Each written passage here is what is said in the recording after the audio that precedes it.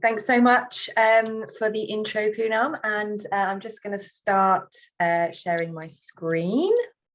Okay. Oops.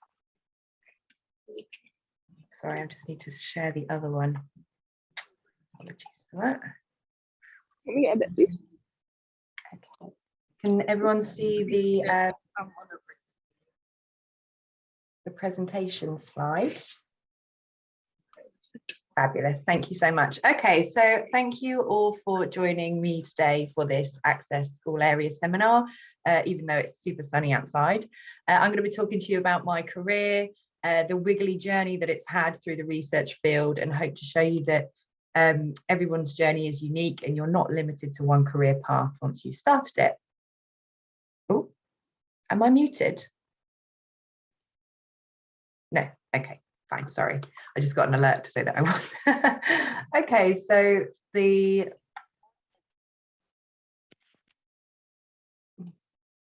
first step on my career path was actually dance.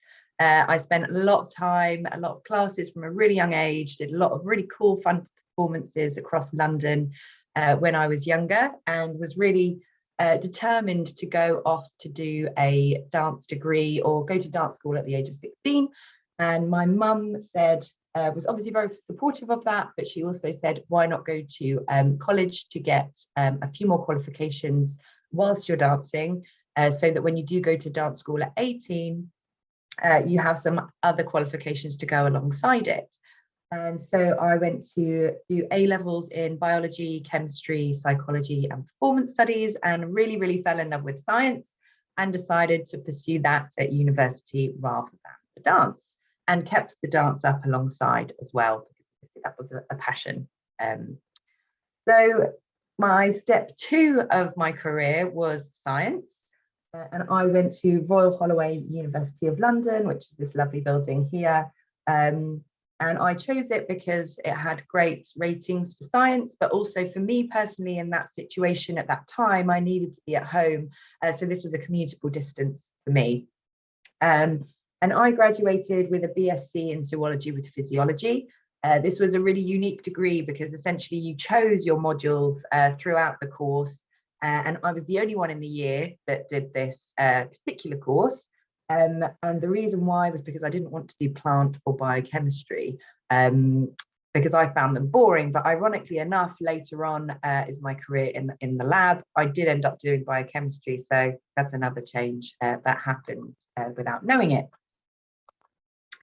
So one of the most important things that I did whilst at university was work experience. And I volunteered during the summer of my first year in one of the molecular labs, because I wasn't sure whether I wanted to work in that area. And my professor, he did molecular ecology. So that's looking at the genetics of organisms and seeing how that affects behaviors. So he invited me to come and do some DNA analysis in his lab. It was squid and octopi. So I would do DNA extraction. So here you take out the sample, then you break up the cells, collect this DNA, and you end up with a small amount of DNA. But to be able to analyze it, you need to make loads and loads of copies of what you've extracted using this machine here, which is called a thermocycler. And then once you've got your multiple copies of DNA, you can analyzing it doing gel electrophoresis, where you run an electrical charge through this gel and your DNA fragments run down it, and the smaller ones travel quicker through the gel because there's less resistance. So you get these really unique patterns, so you can decipher what the DNA information has, and you can analyze it from there. So that's what I was doing, voluntary work experience. But then because I was doing a good job there, they actually hired me for the last 2 years of the degree. So I was doing part-time lab work, and I was able to incorporate that into my 3rd year project. So it was really nice kind of being able to get paid to do something as part of my education. And it gave me a real ability to hit the ground running when I was applying for jobs, because I essentially already had over 2 years experience working in a lab. So then I went on to work as a lab technician for about 11 years. And I chose to go straight into the lab rather than to do a PhD and carry on higher education. Because again, I wasn't 100% sure if I wanted to work in labs. And I know that you can return to a PhD later. So I thought I'd start off getting a little bit of experience of work in the lab. And then if I wanted to, later on do a PhD. So the first job I had was at Cancer Research, and my job was to look after the fruit flies that researchers and PhD students were using to do research on.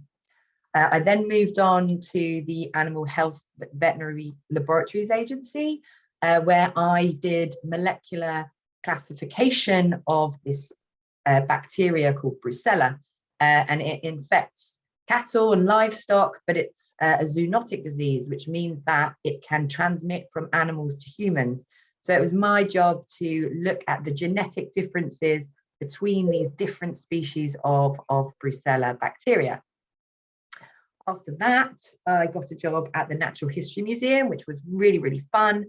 I don't know if you've been to the museum, and there's this big white building at the end of one of the main halls, and that's the Darwin Centre, and they have molecular labs in there, and there's loads of different research projects that happen. I went and worked there for a year in managing the lab, which was really great fun. So it got me experience on maintaining a lab, maintaining the equipment, and also supporting researchers as well in various different projects. So again, giving me insight into different types of research.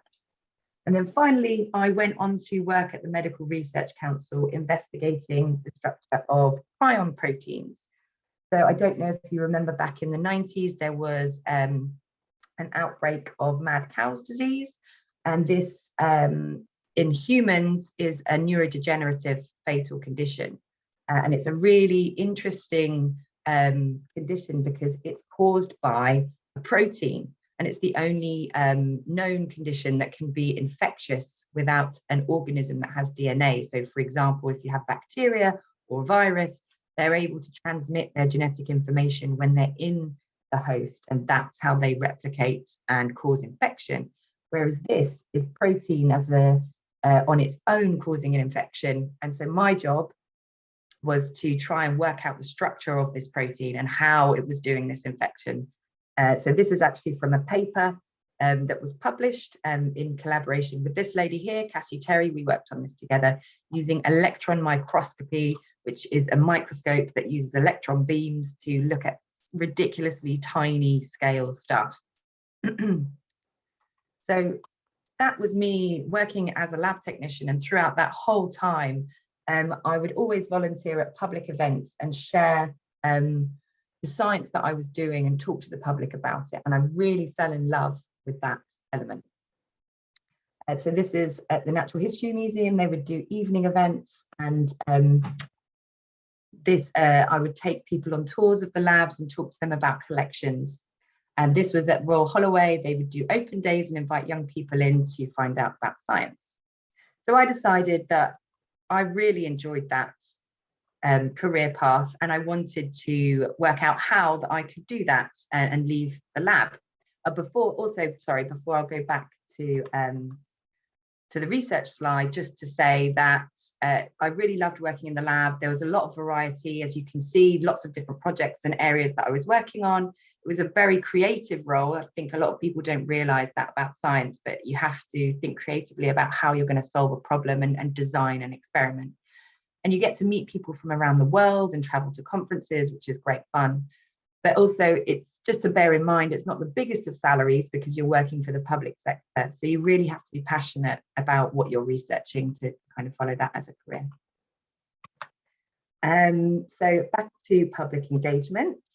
I then moved on to this. So sharing that research, the science with the public, with young people, with patients, with various different audiences, and working in a way to make that a two-way dialogue, to hear what people's opinions are about the science and about the research, and try and incorporate that in the research that's being done.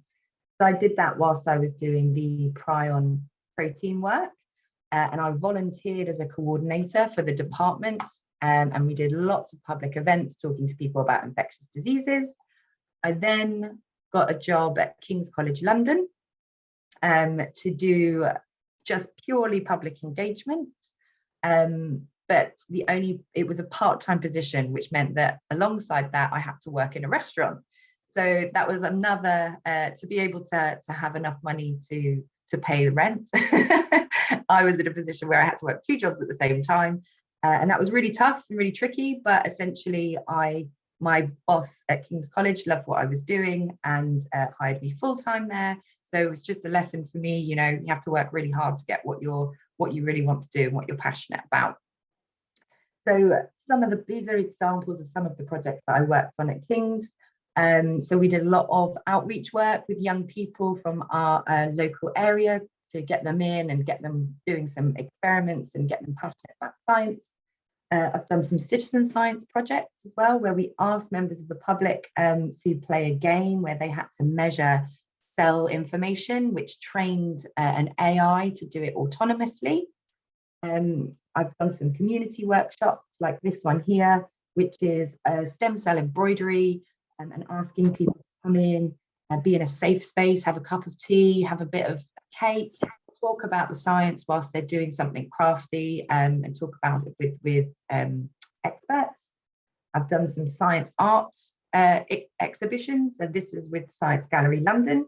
I don't know if you've heard of Science Gallery, but it's a gallery next to Guy's and St Thomas's Hospital, and they do a collaboration with King's researchers and do art exhibitions about the research there. So this one here, we grew skin cells in these strange incubators that were powered by bees or by compost. And then another example is this public panel discussion. These were our stem cell researchers, and they worked with a theatre group to do a science fiction play about stem cells. And then at the end of the performance, the audience asked the scientists about the realities of the science behind it. So over lockdown, it was a really tricky time. Obviously, public engagement by its name is public facing. So for me, it was really challenging part of this role to try and work out how to make it online and get people to think about the science. So what we did is went on social media, did some live Q&As on our Instagram stories. I did activities like this, Recreate Science, asking members of the public to recreate scientific images using objects that they found at home and start that kind of conversation about what the science images were. We did some online art exhibitions as well, public lectures, and I don't know if any of you have ever done I'm a Scientist, Get Me Out of Here, but scientists log on to an online platform and ask questions from young people as well.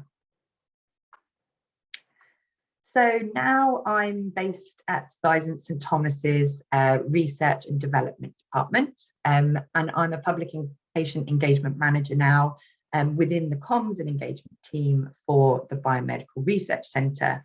And we act as a partnership between King's College London and the NHS. So we try to help get research from the lab into a clinical setting and help to make better research, better healthcare for all, essentially.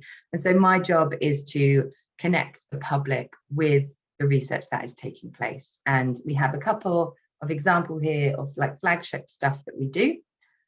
We have patient and young persons advisory groups in which we consult with them about specific research. So we get researchers to talk to them about their projects and ask their opinions so that they can help influence the research that's taking place and make sure that it's valuable and it's responding to their needs rather than just doing research for research's sake.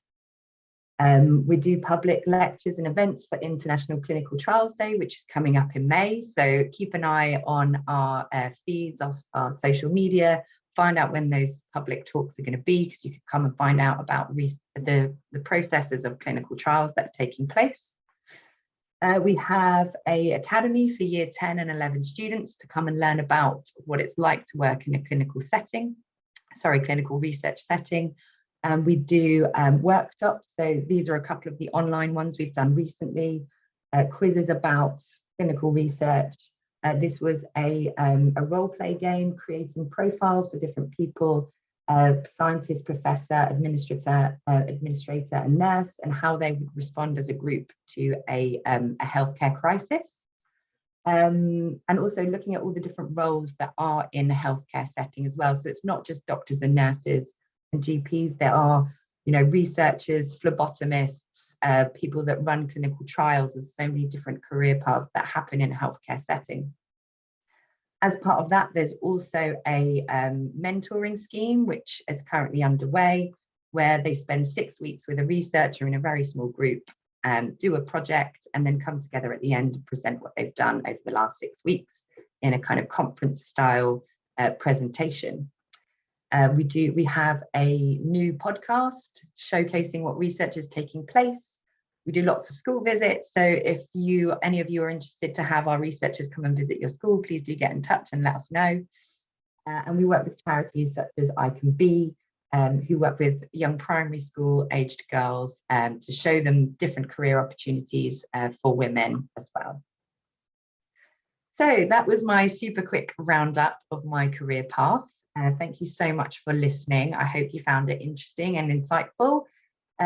Please do get in touch with me if you have any questions, or if you want to find out about upcoming events that we're doing, and follow us on Twitter and go to our website as well to find out more.